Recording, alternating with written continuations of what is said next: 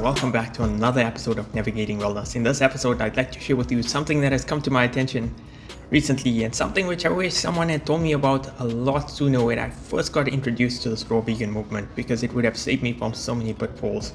Now, this raw vegan movement has been known to cause so many people to heal from a number of their chronic conditions. It has been known to almost result in miracles where people have been just transformed and their lives have been transformed and they're sharing their experiences. And there's so many raw vegan influencers out there that are almost creating this cult type movement out of this raw vegan diet.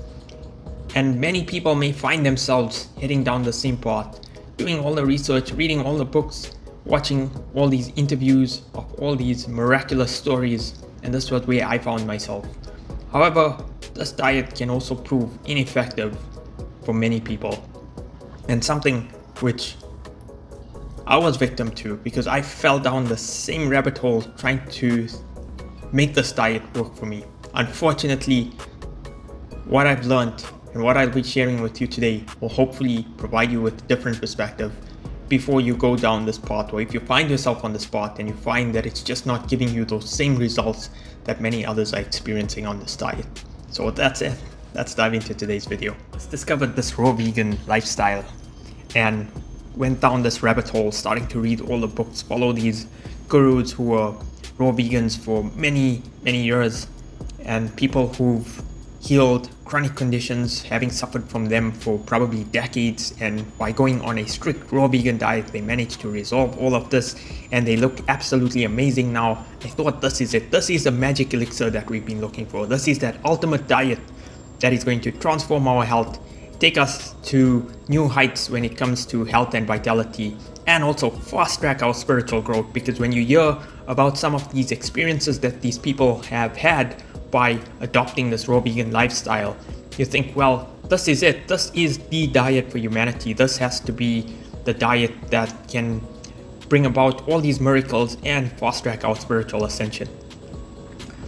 And I really wanted it to work. I'd done everything to try and make this diet work. I stuck on this diet for a very long time, thinking that this is it. This is ultimately, I need to go through these detox symptoms. And I kept telling myself, the longer I stayed on this diet, it's just detox symptoms. Because initially I did notice my skin started clearing up, my reflux went away, and I thought, this is it. This has to be the diet that is going to cure me.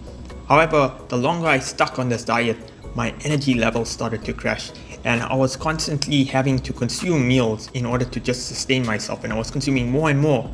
And I started to wonder whether this diet was actually working for me or not. But I kept telling myself, no, it's just detox symptoms. You gotta just stick for it longer and for a longer period of time in order to experience the benefits that many others were experiencing.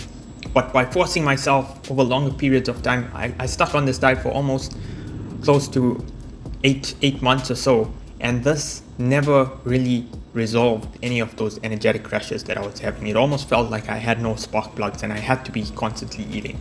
And many of us that go down this path may experience similar effects. And I'm going to share with you what I think is the reason why some of us don't experience these miraculous benefits that many others experience by going on this raw vegan diet. And it's unfortunate because many of us fall victim to what is now almost like a cult-like type movement in the raw vegan community. So with that, let's get into the next part of this video. Eventually I reached the point where I could no longer ignore the symptoms that my body was having, the signals that my body was giving me saying that this diet is just not for me. And this was the point when I really started to take that step back, and almost to a point where it was too late. I wish I'd recognized sooner. Unfortunately, I was being very stubborn at the time because I wanted this diet to work. I wanted to experience those miraculous health benefits, and I'd done so much work reading and researching into this diet that I felt like this had to be it.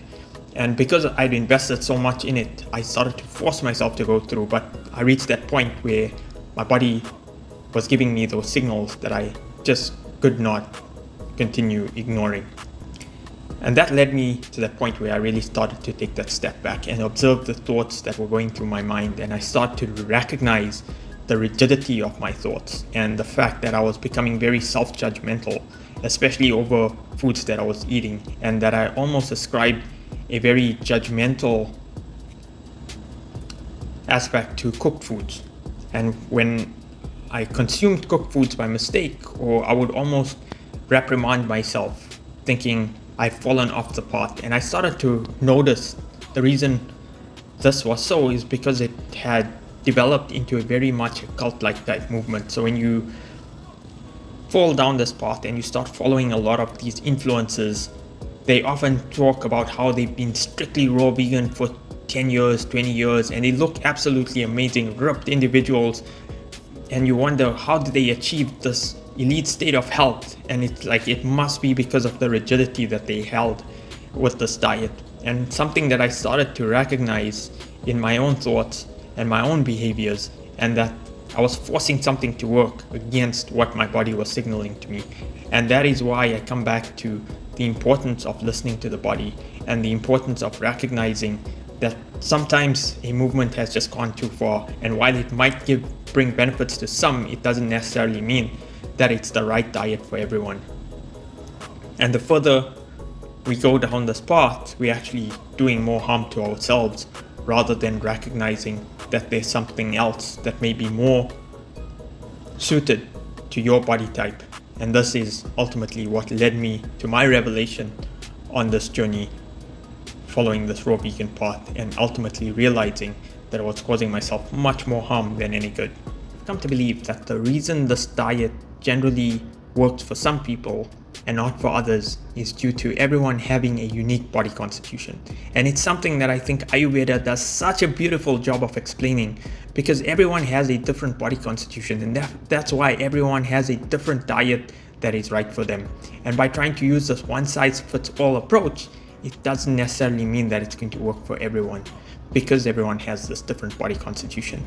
So someone who has generally a lot of coldness and dryness to their body, by consuming foods that are cold in their very nature, which is this raw vegan diet, we tend to aggravate the situation. However, someone who has an imbalance which requires more cool foods to establish that balance, for example, they may be a person that has a lot of heat in their body and perhaps their digestive fire is very strong, then adding these cool foods to their diet is going to bring balance, and it's going to result in them flourishing. And that is why we see a lot of these miraculous positions out there where people consume these raw vegan or take on this raw vegan lifestyle and achieve these miraculous health outcomes. And unfortunately, for people who have a cool or very dry dominant nature, meaning a vata condition, you generally tend to aggravate that condition by consuming these raw vegan type foods.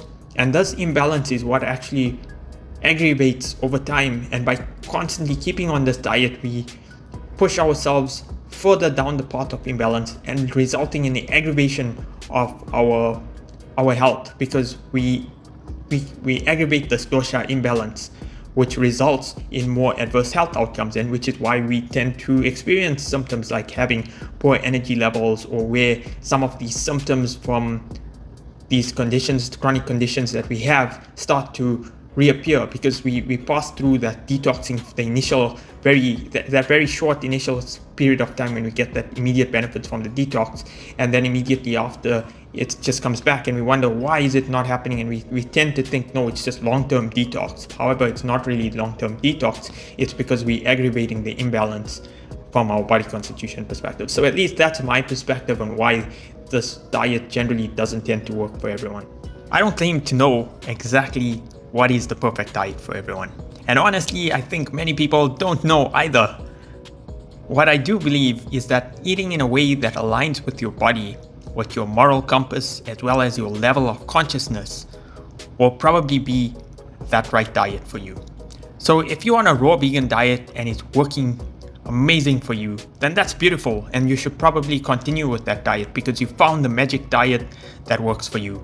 But if you find that your energy levels are crashing and you're just not experiencing those miraculous outcomes that many are experiencing on this raw vegan diet, and you just don't feel that well on this diet, or you feel that you're consuming excessively just to be able to sustain yourself on this diet, then it's probably that this is not the right fit for you. I think it's okay to question this raw vegan diet. It's okay to not fit in the box.